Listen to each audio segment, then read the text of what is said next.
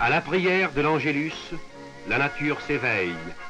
À cette heure matinale, les vaches reviennent des champs, car Petit Pierre, qui les reconduit, veut son bol de lait chaud.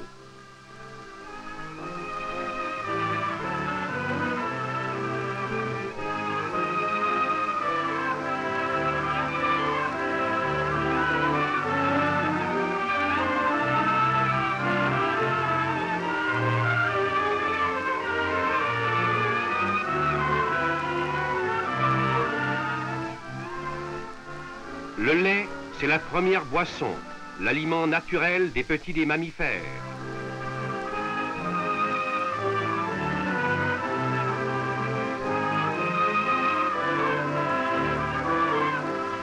L'homme s'est emparé très tôt de cette richesse provenant de ses troupeaux.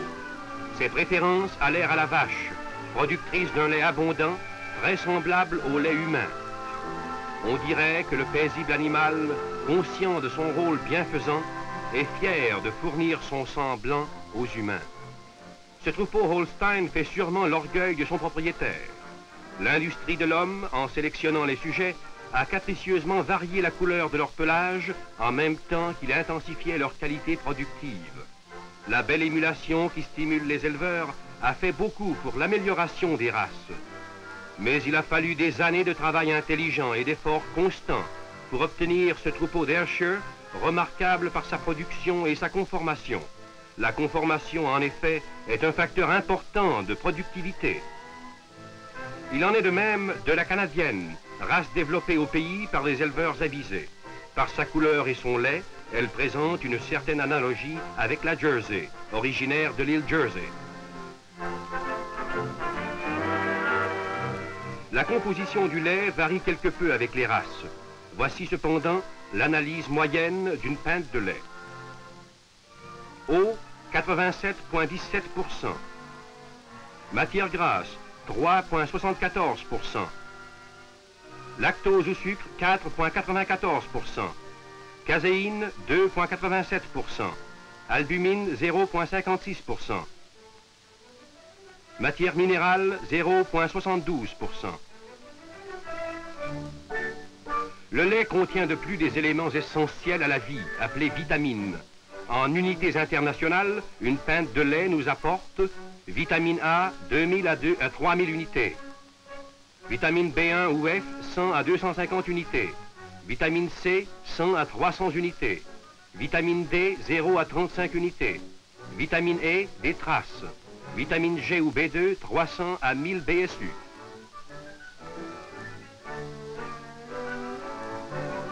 Le fermier, soucieux de fournir en quantité un lait de haute valeur alimentaire, apportera un soin tout particulier dans le choix du taureau. Un bon taureau améliore rapidement le troupeau. Sa nombreuse descendance nous donne des sujets mieux conformés et qui rapportent davantage.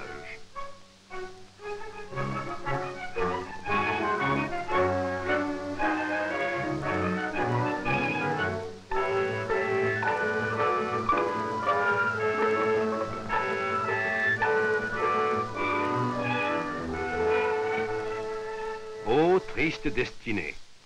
De l'incompétence, voilà la rançon.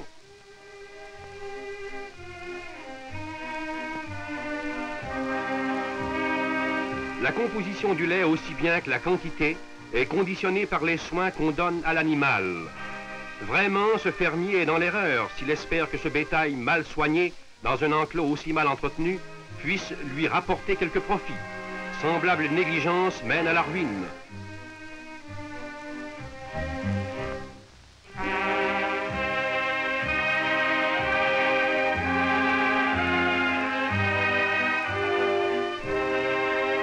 Guerre aux portes étroites, où les bêtes se causent des blessures et des contusions qui diminuent leur rendement.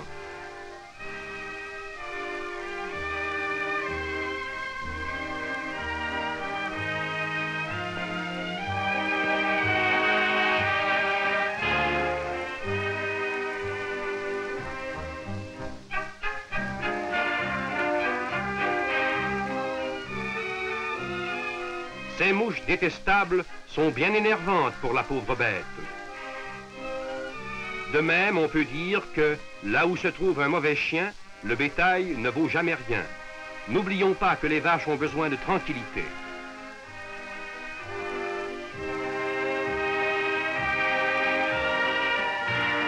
Dans les conditions de sécurité voulues, la vie au pâturage est la meilleure sauvegarde de la santé des bêtes. La nature fournit tous les éléments nécessaires à leur organisme. Ayons soin aussi de ménager aux troupeaux un abri contre les ardeurs du soleil. Quelques arbres assurent un ombrage suffisant. Pour fabriquer son lait de vie, la vache a besoin de matériaux de première qualité. Un riche pâturage est essentiel à la production du bon lait. La vache qui broute du trèfle blanc donne un meilleur rendement. Comme fourrage, rien de mieux que la luzerne et les trèfles coupés et engrangés dans de bonnes conditions. La luzerne, cette reine des légumineuses, est sans contredit l'aliment par excellence. Sa richesse en minéraux et en protéines est incomparable.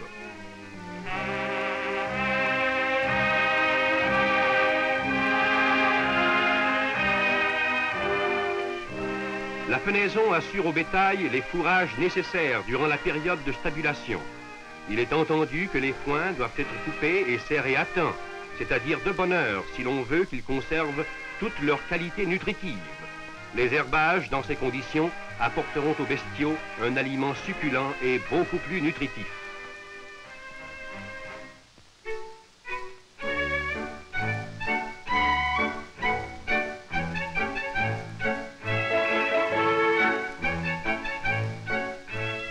Le cultivateur a besoin d'abondantes moissons pour augmenter le rendement des laitières. Le battage rend les grains utilisables pour la fabrication des moulées laitières.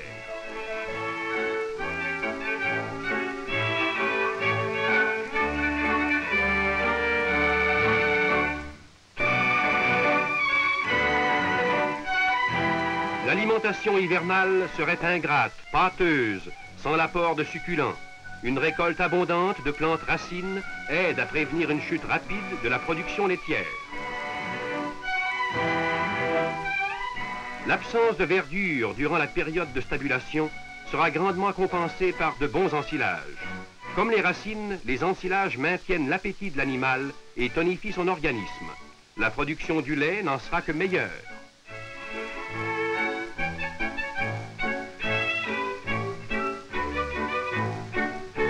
La vache, comme l'homme, a besoin de condiments. Le sel provoque la soif et stimule le système digestif.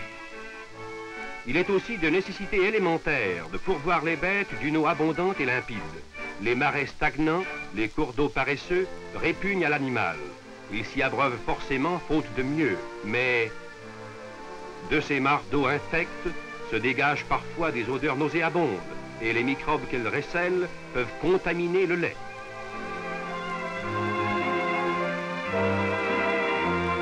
L'eau, élément essentiel à la vie, favorise le bon fonctionnement de l'organisme et partant augmente le rendement des bestiaux.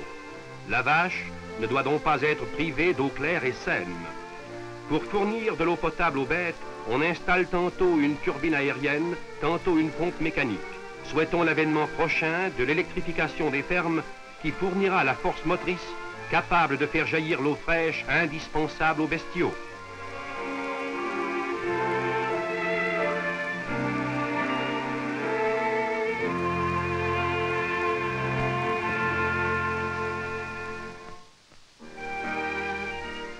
À défaut de mécanisation, les enfants remplissent les abreuvoirs en allant chercher les vaches. C'est l'heure de la traite, les uns la font mal, les autres la font bien. Il est préférable de traire à l'intérieur. Le fermier averti préparera l'étable avant l'arrivée des bestiaux. Au moins 1 heure avant la traite, il fera le curage. La poussière soulevée au balayage devra être tombée au moment de la traite. Étriller la vache et la brosser préviendra la chute dans le lait des saletés qui adhèrent au corps de l'animal.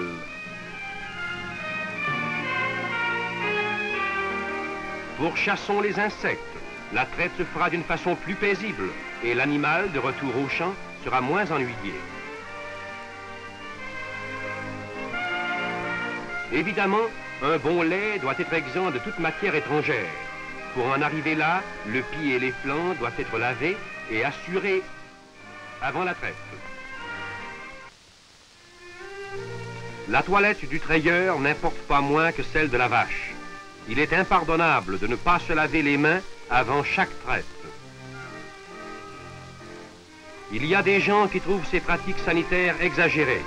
Sachons que la propreté est indispensable et obligatoire. La qualité du lait en dépend.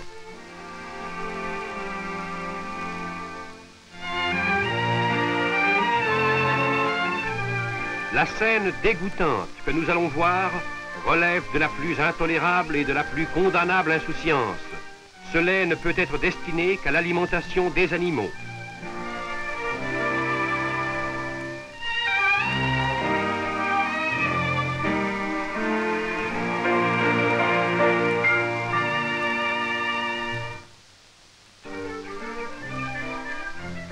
Quel spectacle repoussant!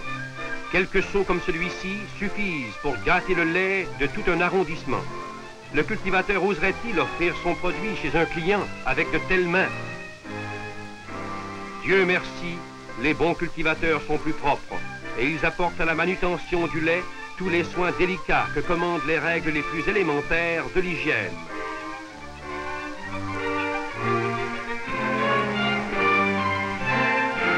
La treilleuse mécanique obvie à la pénurie de main-d'œuvre. La simplicité de sa construction et sa rapidité d'opération ne diminuent pas cependant les précautions hygiéniques.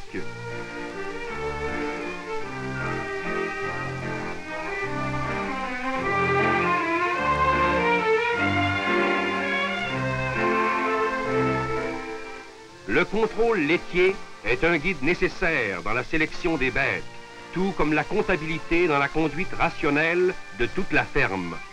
En compilant ses pesées en fin d'année, le fermier connaît ses meilleures productrices.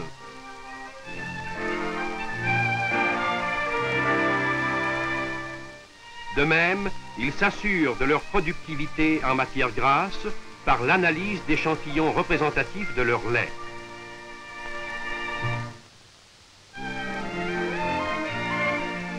Ne filtrons pas le lait dans des linges quelconques. Employons le couloir sanitaire.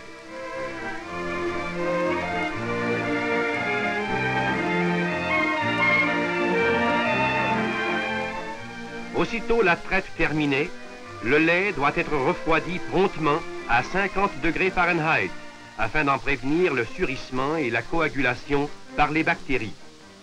Divers procédés peuvent être utilisés à cette fin.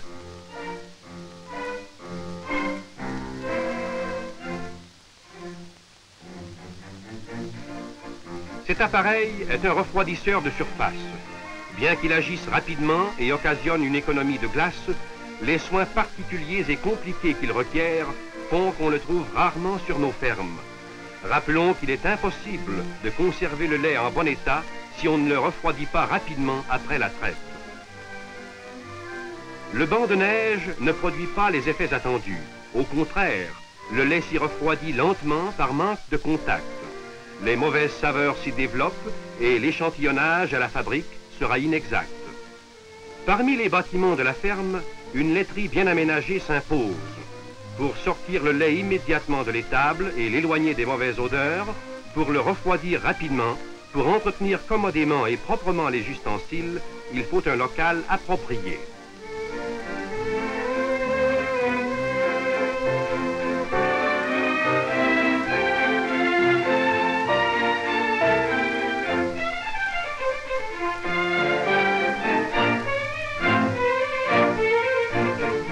La laiterie doit être à quelque distance de l'étable et son coût de construction proportionné aux revenus du cultivateur.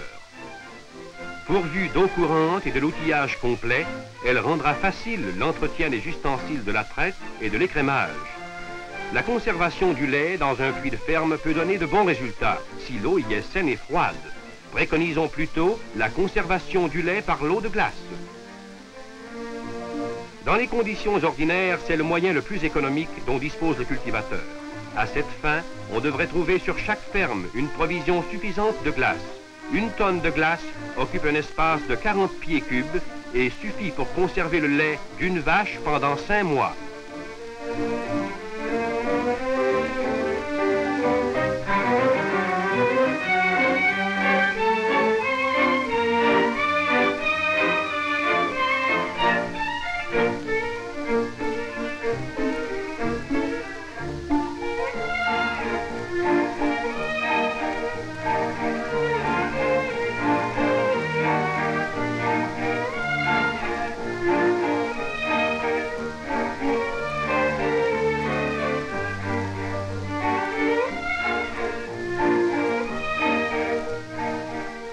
compte environ 4 livres de glace par gallon de lait.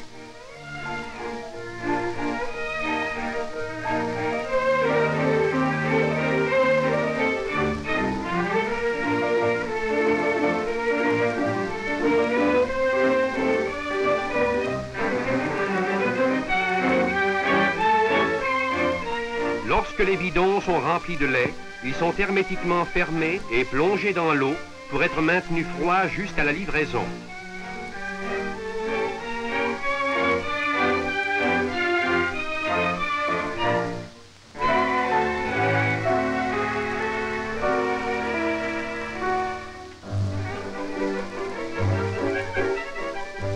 Le laitier qui vend son lait à l'état nature utilise de préférence des appareils de réfrigération mécanique. Ce système, quoique plus coûteux, est fort pratique et efficace.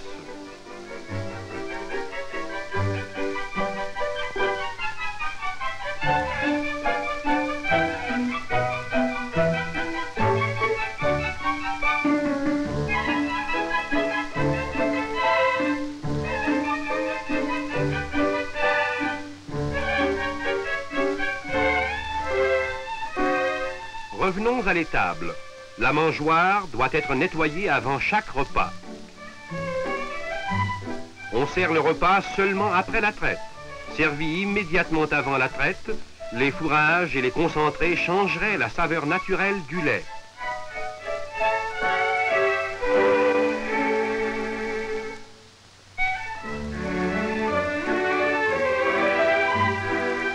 Les bidons à grande ouverture sont d'un entretien beaucoup plus facile.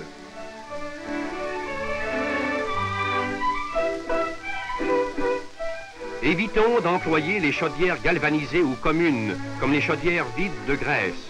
Leur assemblage en agrafe les rend difficiles d'entretien et leur métal influence le goût du lait.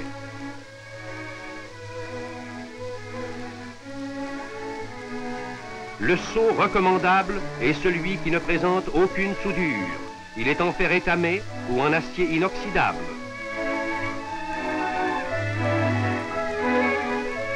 La treilleuse mécanique mal entretenue contamine inévitablement le lait. La chaudière doit être brossée dans de l'eau, additionnée de poudre à laver, rincée puis stérilisée.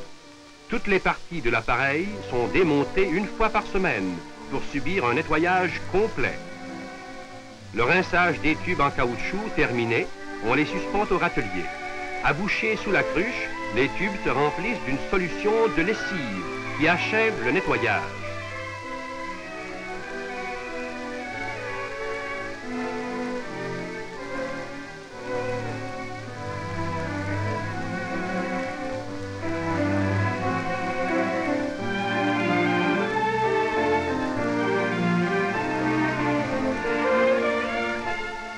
À la traite suivante, après avoir vidé et décroché les tubes, on recommande de les rincer dans une solution de chlore.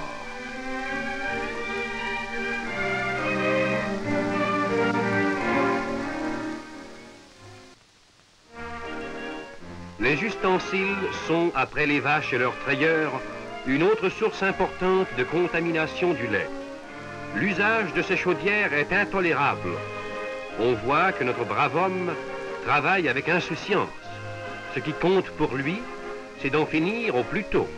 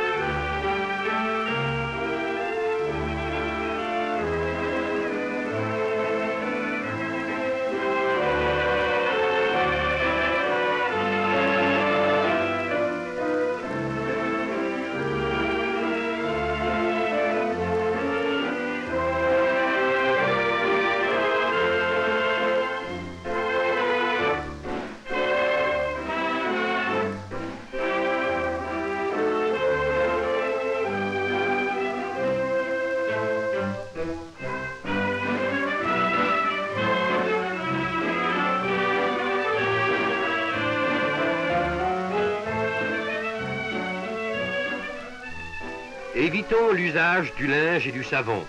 Ils effectuent un nettoyage très imparfait des ustensiles et le lait recueilli dans ces contenants perdra rapidement sa qualité.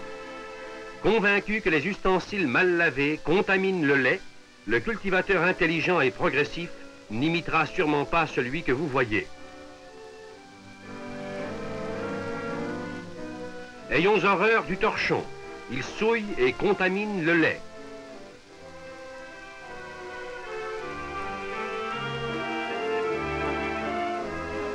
Un bon nettoyage des ustensiles suppose les 4 opérations suivantes: le rinçage, le lavage, la stérilisation et le séchage. Le rinçage doit se faire immédiatement après la traite et à l'eau froide ou tiède. L'eau chaude, en effet, précipite le lait sur la paroi et produit ce qu'on appelle la pierre de lait. Cette pierre de lait adhère aux surfaces lisses, reste dans les fissures et diminue l'efficacité du nettoyage et de la stérilisation.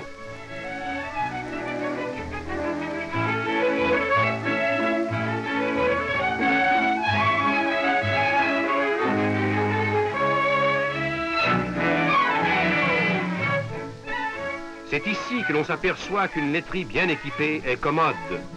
La poudre à laver, diluée dans l'eau chaude, assurera la disparition complète de toute trace de lait. De préférence au traditionnel torchon, employons la brosse. Brossons énergiquement les ustensiles dans de l'eau chaude contenant du soda à laver et le lavage sera parfait.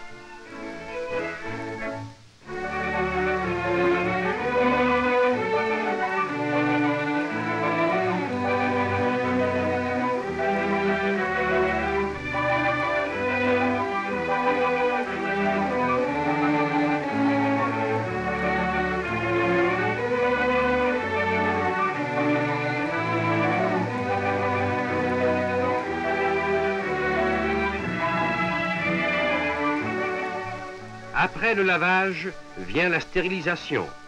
Sur la ferme, la stérilisation peut se faire à l'eau bouillante ou à la solution de chlore. L'eau bouillante donne de bons résultats à condition que la quantité soit suffisante et qu'elle demeure en contact 1 ou 2 minutes avec les ustensiles et que sa haute température soit maintenue.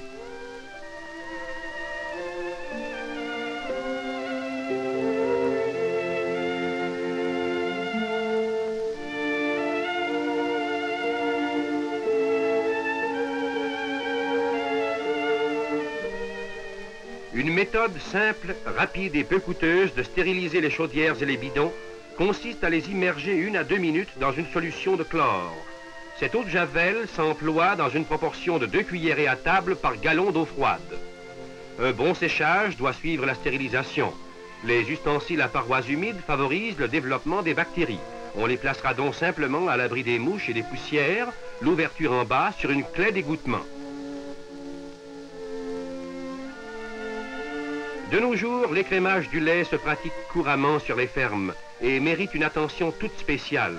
La richesse de la crème et les pertes de gras dans le lait écrémé dépendent de plusieurs facteurs, de la richesse et de la température du lait, de la constance de la vitesse à donner normalement à l'écrémeuse, de son état et de la quantité d'eau de rinçage. En régularisant cette opération, on préviendra les variations de la teneur en matière grasse de la crème, les pertes dans le sous-produit.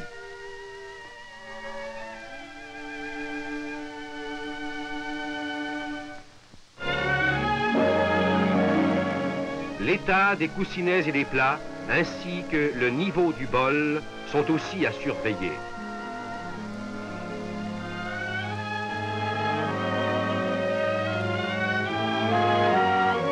Assurons-nous que l'écrémeuse est bien d'aplomb et solide.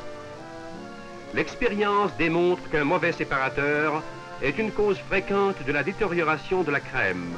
Les parties venues en contact avec le lait doivent être démontées et lavées pièce par pièce après chaque écrémage.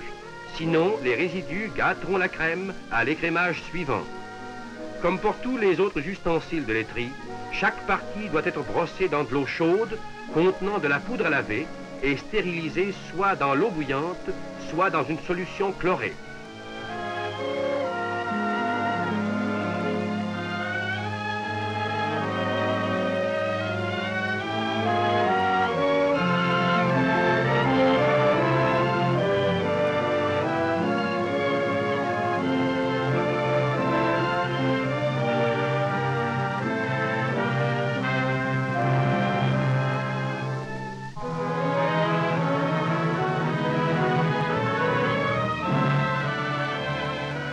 Le cultivateur livrera son lait à la fabrique de bonne heure le matin, alors que la température est fraîche et que le lait se conserve mieux.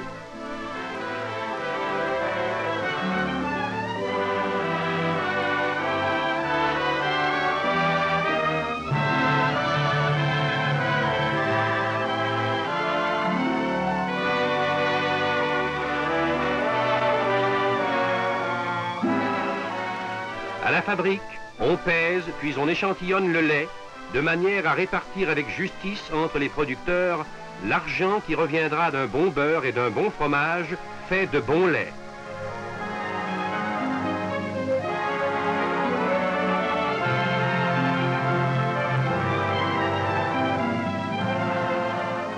À l'établissement laitier, si on est soucieux de fournir du bon lait aux clients, outre l'épreuve par la réductase, on fera aussi l'analyse par la sédimentation. Un faible comptage bactérien et l'absence de corps étrangers établissent une preuve de propreté.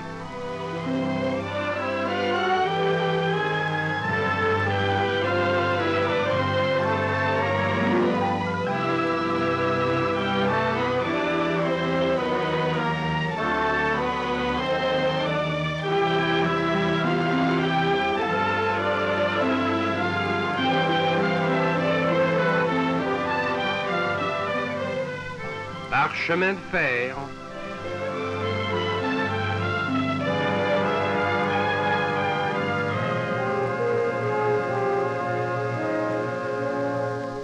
par camion, des milliers de gallons de lait sont dirigés quotidiennement vers nos grands centres urbains.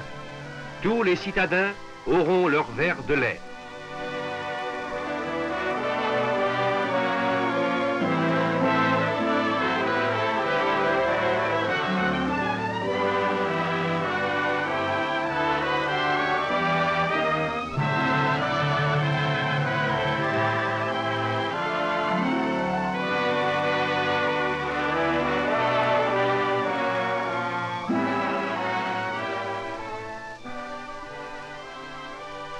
Comme le lait est l'aliment naturel le plus complet, il doit entrer dans l'alimentation des humains de tout âge. Riche en minéraux et en protéines, il stimule le développement et accroît la résistance physique. Si la diète lactée prolonge la vieillesse, il va de soi que l'enfance ne saurait s'en passer. Pour donner à nos enfants une ossature solide, une dentition saine et une énergie exubérante, pour leur permettre de vivre en santé jusqu'à un âge avancé, il leur faut du bon lait.